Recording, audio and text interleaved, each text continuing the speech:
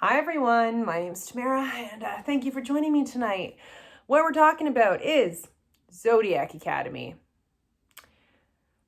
So I will be honest, I am mid-journey with Zodiac Academy. I am currently waiting on books 7, 8, 8.5, and 9 to come via Amazon. And I thought this is the perfect opportunity to make a video because I am emotionally exhausted. I feel like damaged from reading from the beginning to now. And there's just so much in my brain about this book series that I don't have people in my life currently reading this. So I have no one to really go to. And so here we are today. We're going to go through it. We're going to go through it. And if you have the same opinions as me or different opinions, I'm happy to hear it. Because like I said, I'm like immersed in this book series right now. And I need like-minded people that are going through this the same way or just, have read them and can share some thought. So a little bit of context here is that I am very much doing a spoiler kind of review. So if you haven't read these books, I would suggest reading, at least for the purpose of this one. We're going to go through books 1 and 2. Like I said, I was waiting on book 7, so I've read books 1 to 6 and some novellas. So we're going to break this up to 2 to 3 books per video, but for the purpose of this, books 1 and 2 we're going to talk about.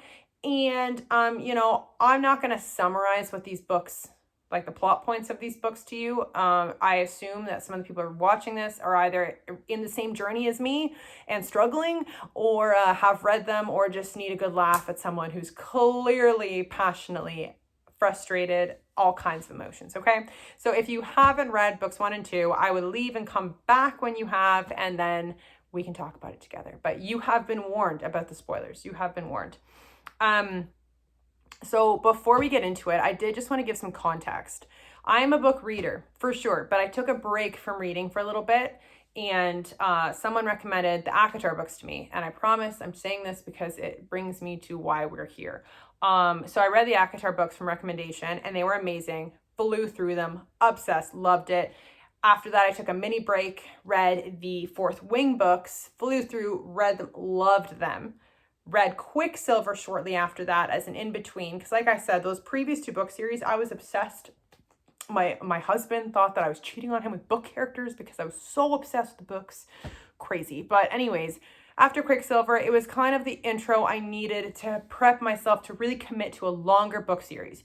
I had the choice between Zodiac Academy or Throne of Glass, both bigger series in their own ways in the fantasy world.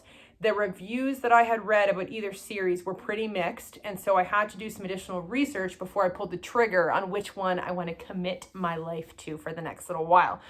Landed on Zodiac Academy, 1, because I read that they had a huge fantasy world that they really build on from the beginning, and it tends to grow as the book series went on. I'm a big fantasy fan, and this was prophesized pretty much to have all kinds of fantasy creatures, a magic school, elemental magic. It was up my alley. I'm here for it. That was a win for me to start reading. And then also an enemies to lovers trope. That's what was promised as well. And I am a fanatic for enemies to lovers. I only realized 2 years ago that all of my life, the couples that I've shipped have always been enemies to lovers. Always. And I didn't know. I didn't know until like 2 years ago. It was really sad, actually. But anyway, so that was the win, both wins that took me over, and we started the Zodiac Academy books. Now, in terms of order of reading them, there are multiple orders for reading these books. And I decided to go at first with the emotional roller coaster route. And like I said, I started that first, and then I started reading it, and that quickly died. I went rogue, because in the emotional roller coaster route, they essentially tell you that after the 3rd book, you're going to pivot and you're going to read the prequel books, which happens in the same world but different timeline because they're prequel. And there was no way. After the 3rd book, I was so in it. That there's no way I'm dropping the characters I just decided to like and meet new characters and drop the entire storyline, even if it connects. I did not care. I did not read those prequels. I still haven't read them. But just clarifying, I went rogue a little bit. So I read 1, 2, 3, 4, 5 in that order, took a pause, read some novellas, and then book 6. The reason for that we will go into it. But I had my peak frustration at that point. of that series. But anyways, so today we're going to go through book 1 and 2. Book 1 is The Awakening. So The Awakening is where we start, and I'll be honest, I've heard reviews about this, that this book is kind of the make or break, where some people just drop the series after this. And I was a little confused because I really enjoyed this book. I gave it a 3 out of 5 stars, but that's just because when I started, I was more critical, didn't know what to expect. And honestly, I may change it, but in truth, I really love this book. This is the the world building you need, and it's broken down so well. Like in this book series, the 2 point of views are the sisters. So Darcy and Tori, both very different. They're twins. One's more cautious, one's more mindful of her feelings. The other is more explosive, reckless, protective. They balance each other out so well.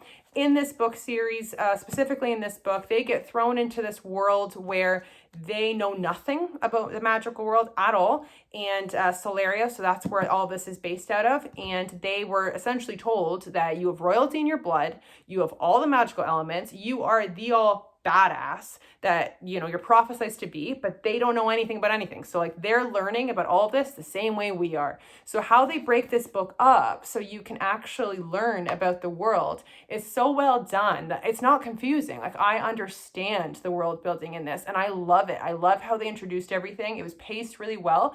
Is this book written exceptionally? No. But at the end of the day, you don't notice it. Like I didn't notice it. I was so in it that I just didn't notice it. So it's fine. It's fine. I let it go. It's fine. Also in this book series, there's 4 heirs that are technically meant to kind of be like our enemies, I guess, in this first book as of this point of the story. And I will be honest, they really made them sound like the hottest things that walk the face of the earth. All 4 of them. And I am a bad boy, damaged kind of like those are the guys I like. And so these guys are douchebags in this first book, like douchebags and so mean.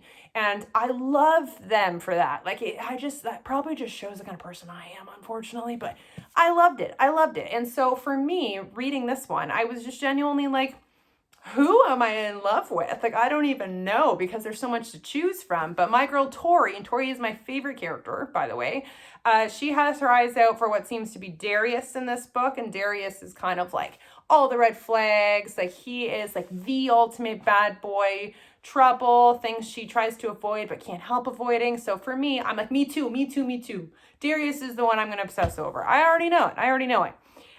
In this book series as well, there was something that they mentioned specifically in the first book that's called a bully romance. I will be honest. I did not know what that meant. I didn't. I was like, bully romance, enemies to lovers. Obviously, they hate each other and then they love each other. So I'm confused by the term bully in this. And is it used loosely? In this book series, at the very end, this is what I mean by spoiler talk, because we're talking about the ending here. In the very end, I'll be honest, one of the heirs, like for Darcy, so Darcy, she has a sentimental value to her hair, which those of you who read it will know this. And then one of the heirs, Seth, I feel like an idiot because I genuinely thought he was kind of into her, but like couldn't be into her, but is into her.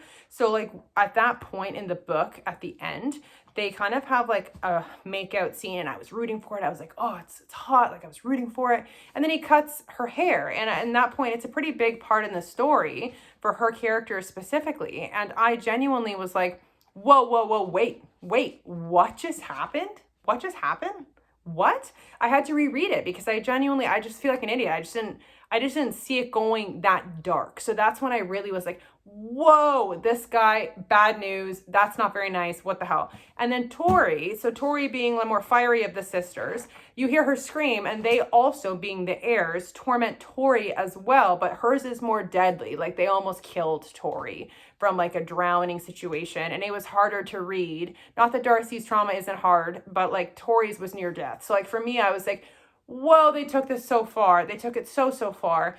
And that's, I think, the pinnacle that makes people stray away from this after this. And I just don't quite understand because to me, yes, it was hard to read, but that's what they want you to feel in this. Like they want you to feel like these girls are in and out of their depths. It's an underdog story. And, you know, they can only rise from here. So like for me, I was more eager to see them rise into the books that are coming next. So I was like, I'm in. I'm so in. I hate everybody. I do. I only like the twins. But at this point, I just wanted them to kick some ass in the following books. And that's what got me into it. What else was I going to say in regards to it? Okay, so the bully romance that everyone was talking about, that part confused me because I'm sorry, if they're trying to emphasize that Darius and Tori, that's the bully romance, I'm confused. Because I consider them enemies to lovers still, and that's what I'm sticking with. But everyone in this school bullies them. Every single person. Like, the teachers don't step in. It's favors face, rival the fittest. So, like, everyone bullied them. So that's not just a one person bullying and then they become together. That makes no sense to me. So like, I think bully is a very loose way and they shouldn't be referencing in that way. And I kind of disagree. I think it's everyone. So yeah, I liked this. Like I said, 3 out of 5, and I was really into reading the second book. I'm probably going to take a pause, just being mindful of time, and we're going to pick up on the second book tomorrow. But yeah, thank you for starting this vent sesh with me. I really appreciate it. And I'll see you guys tomorrow for part 2 / the second book, maybe 2 and 3 in one video. Bye for now.